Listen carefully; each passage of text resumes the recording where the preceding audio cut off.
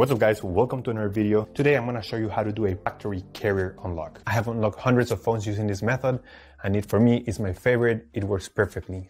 What a carrier unlock does, it allows you to use your phone with different providers. If you travel and if you want to switch SIM cards from a different company anywhere in the world, you just simply go ahead, you put your SIM card into your phone and your phone will work without any issues. So we're going to begin.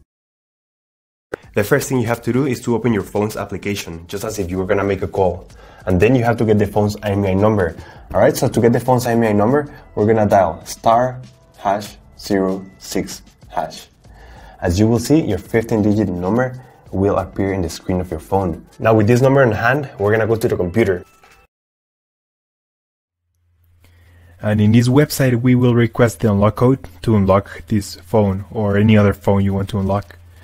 So we're going to start by filling up the information here. As you can see here, there is a form. And now you just have to wait.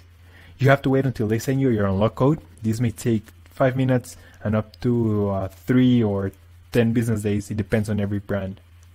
I'm going to show you my personal email account so that you can see how the email will look like.